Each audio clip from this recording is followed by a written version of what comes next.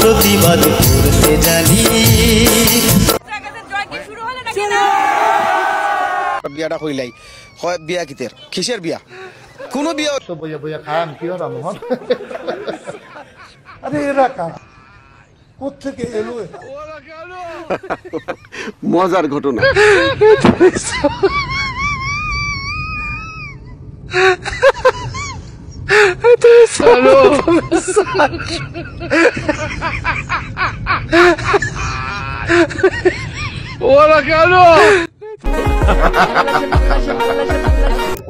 মাঠের পরিস্থিতি যেরকমই হোক না কেন মেকআপটা কিন্তু ঠিক রাখতে হবে। লিপস্টিক না লাগালে তো কালার চেঞ্জ হয়ে যাবে ঠোঁটের, এই জন্যই আর কি লিপস্টিকটা খেলার থেকে অনেক জরুরি বেশি।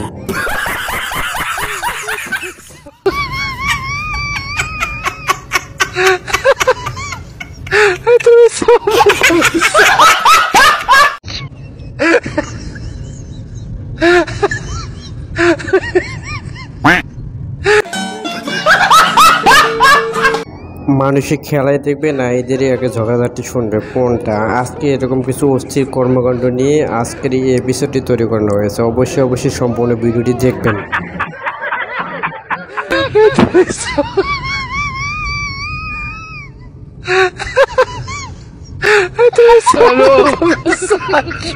যে বড় খেলোয়াড় মাঠের মধ্যে ঘুরে বেড়াইতেছে, খেলোয়াড়রা খেলবে না তাকেই শুরু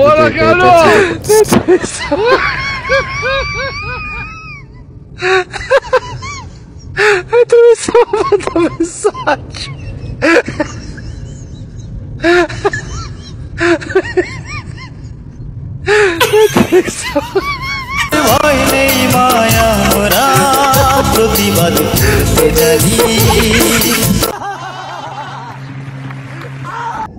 আগে আমরা শুনতাম মুক্তিযুদ্ধ নাকি করছে কেসি, বাঁশ, দা এগুলো নিয়ে, এখন সেটা বাস্তবে দেখলাম 2025 সালের শুরুতেই। তারপরে খেলা শেষ হইতে হইতে 12টার দিকে হয়ে যাব। আমি রাত 1টার সময় বিয়া করবো, ঠিক আছে? তখন তাই মানছে, কইছে একটা শর্ত দিছে। আমি যে ওকে শর্ত দেও, আমি রাজি আছি। তো তাই বলছে যে যদি সিলেট জিতে তাইলে তোমার লগে আমার বিয়া হইব, আর নইলে কিন্তু আমি খোল্লামাই ডেট। আমি বলছি ঠিক আছে তুমি খোল্লামাই লিবা, সমস্যা নাই, সিলেট জিতবো ইনশাল্লাহ, আমি যাইতেছি। আমি এই চ্যালেঞ্জটা লইয়া আইছি। আমার পরে দেখা যায় দুর্ভাগ্যবশত আমরা সিলেট হারি গেছে।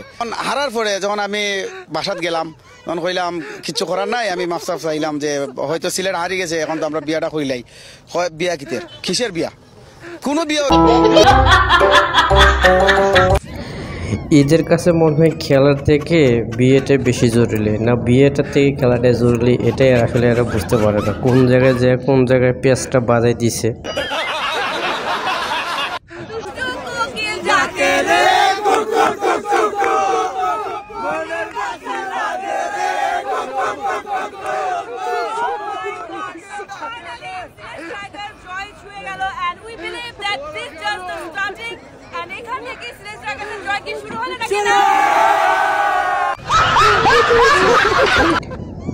ক্রাশ যখন মাঠের ভিতরে যায় নাচানাচি শুরু করে, তাহলে দর্শকরা কি করবে? দর্শকরা তো হুমড়ি খেয়ে পড়বে, এটাই তো বাস্তব, তাই না? আমার মনে হতো এটাই।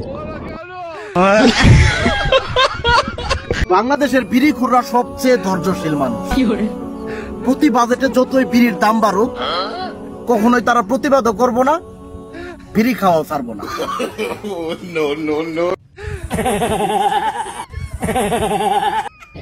ঠিক করেছেন ভাই, সঠিক সময়ে সঠিক জিনিসটা উপস্থাপন করছেন। আসলে কিন্তু বাঙালিরা এরকমই, সব ছাড়তে পারে কিন্তু এইটা ছাড়তে রাজি না তারা।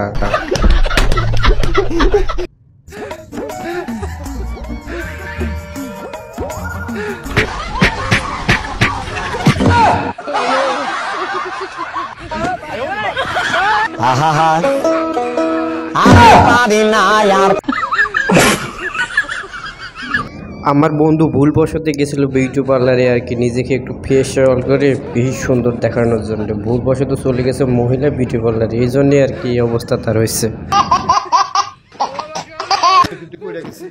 আমার এরকম খানা ফাতো গেছি পরে আসেন আসেন যেমনি ডাহে মনে হয় মাগ না খাওয়াইব।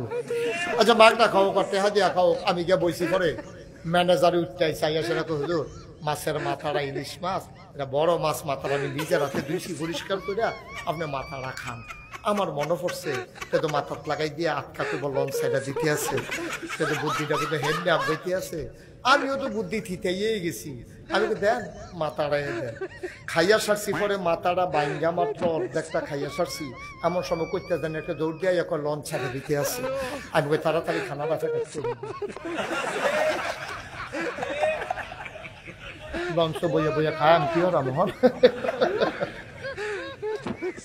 হ্যাঁ তো সারতে দেরি হইব আমি ওকে তো খাইয়ে যাই মাওয়া-ঘাটের লোকজনরা যে কতটা চালাক এটা হুজুর আসলে বুঝতে পারছেন। হুজুরের এই অসিগতায় মাওয়া-ঘাটের লোকেরা একদম বেকুব হয়ে গেছে মনে হয় পুরোটাই। আজকে এই পর্যন্ত, সবাই ভালো থাকবেন, আবার নতুন কোনো ভিডিও দেখা হবে। আজকের এই ভিডিও যদি আপনার কাছে ভালো লাগে অবশ্যই চ্যানেলটা সাবস্ক্রাইব করে রাখবেন এরকম নতুন নতুন ভিডিও পেতে। ভিডিওটা একটা লাইক দিতে বলবেন না।